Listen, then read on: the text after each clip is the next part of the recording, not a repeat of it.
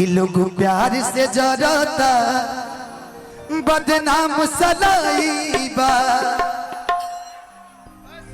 कि नफरत की दुनिया के इहे सच्चाई बा। ये वाला गाना इसी स्केल में हो जाने दीजिए। कि नफरत की दुनिया के इहे सच्चाई बा। लोग प्यार से जरता, लोग प्यार से जरता बदनाम सलाईबा। लोग प्यार से जरता बदनाम सलाईबा। नफरत की दुनिया के इहे सच्चाई बा। नफरत की दुनिया के इहे सच्चाई बा। चंदू दिलदार के दर्द हवे, दिलदार के दर्द हवे घायल परछाई बा। दिलदार के दर्द हवे घायल परछाई बा। एगो गाना हमरा दिल के करीब रहे वाला जे बड़ा सुनेला। कहे के तसबे के हुआ आपन कहावे वाला के बा। कहे के सब के हुआ आपन कहाए वाला देवा। सुखवा तसबे के बाटे दुखवा बटावे वाला के बा। कहे के तसबे के हुआ आपन कहावे वाला के। ये तो राहुल भैया इनके दिल के सबसे करीब वाला गीत है। वाह। और मेरे दिल के सबसे करीब गीत छोटे बाबा। न बचिया में क्या जाने,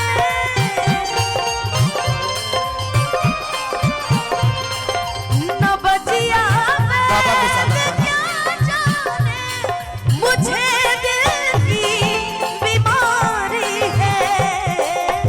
मुझे दिल की बीमारी है। मुझे दिल की बीमारी है। ओ मुझे दिल की बीमारी है। दिल से मेरी बीमारी है। लोग प्यार से जरता बदनाम सलाईबा। लोग प्यार से जरता बदनाम सलाईबा। और कहे कि बा अपना दिलदार से, मतलब अभी धनंजय जी से, जिंदगी में बस तहरा पूनम के रात रही।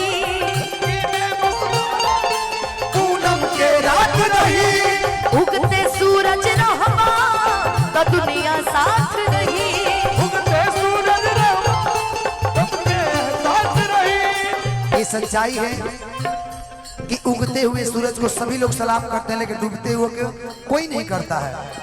किसी दिन दोनों को करके देखिए, मुझे लगता है कि आप लाइफ में बहुत तरक्की करेंगे। दुख के बादल घेरे, दुख के बादल घेरे गायब परछाई बा। लोग प्यार से जरता बदनाम सलाईबा। लोग प्यार से जरता बदनाम सलाईबा।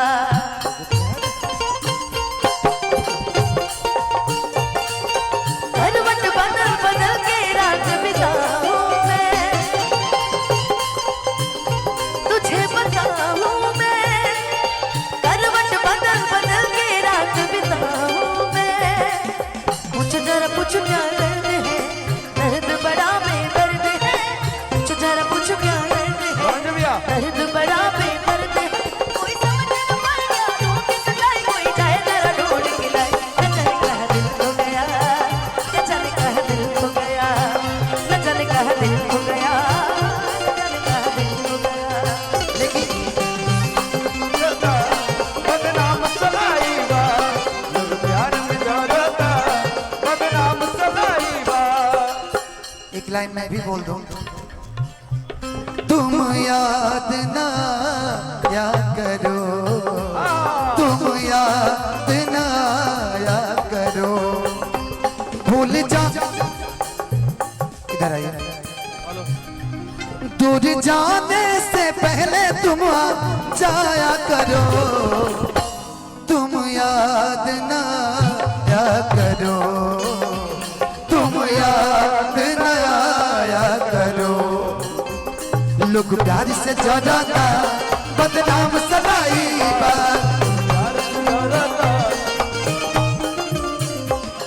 ये गाना में कौन लाइन बा? ये अनुपमा के तोबा। ये बात सही बा, हम कबो कबो प्यार में हमारी बुद्धि बड़ी भ्रष्ट हो जाला कबो कबो, बहुत दुखी। ये अनुपमा के तोबा, ये अनुपमा के तोबा, किस्मत हर जाएगा। अनुपमा के तोबा, किस्मत हर जाएगा। नफरत की दुनिया के ये सच्चाई बा, नफरत की दुनिया के ये सच्चाई बा। लोग प्यार से जराता, लोग प्यार से जराता बदनाम सलाई बा। लोग प्यार से जराता,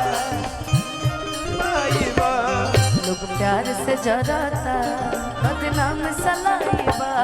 लोग प्यार से जराता बदनाम सलाई बा।